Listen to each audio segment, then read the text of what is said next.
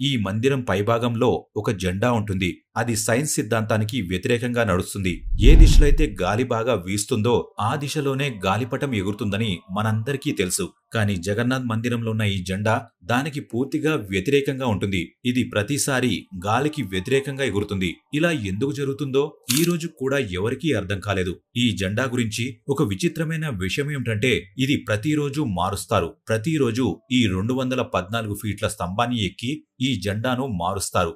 ఒకవేళ ఏ రోజైనా జెండాను మార్చకపోతే ఈ మందిరాన్ని 18 సంవత్సరాలు మూసేస్తారు. మందిరంలోకి వచ్చిన భక్తులకు ప్రతిరోజు ప్రసాదం పంచుతారు. వాళ్ల కోసం ప్రసాదం తయారు చేస్తారు. జగన్నాథ్ పురిలో జరిగే పనులలో ఏదో ఒక రూపంలో దేవుడు లీల ఉంటుంది. మందిరంలో ప్రతిరోజు 500 మందికి ప్రసాదాన్ని తయారు చేస్తారు. అప్పుడప్పుడు భక్తుల సంఖ్య వేలల్లో కూడా చేరుతుంది. కానీ జగన్నాథ్ మందిరంలో భక్తులకి ప్రసాదం ఏ రోజు కూడా తక్కువ అవ్వదు. రోజంతా మందిరంలో ప్రసాదం పంచుతూనే ఉంటారు. కానీ ఏ రోజు కూడా భక్తులకు ప్రసాదం తక్కువ అవ్వలేదు. అలా అని ప్రసాదం వ్యర్థంగా కూడా అవ్వలేదు. ఇలాంటి అంచనా మన మనుషులు వేయడం చాలా కష్టం.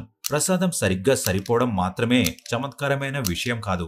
ఈ ప్రసాదాన్ని తయారు చేయడం కూడా చాలా చమత్కారమైన విషయం. పుల్లల పైన 7 మట్టి కుండలను ఒకదానిపై ఒకటి పెట్టి ప్రసాదాన్ని తయారు చేస్తారు. సైన్స్ ప్రకారం ముందుగా కింద ఉన్న కుండలో వస్తువులు వేడి అవ్వాలి. కానీ జగన్నాథపురి మందిరంలో సైన్స్ మరియు లాజిక్స్ ఉండవు. కుండలలో అన్నిటికంటే ముందు, అన్నిటికంటే పైన ఉన్న 7వ కుండలోని వస్తువులు ఉడుకుతాయి.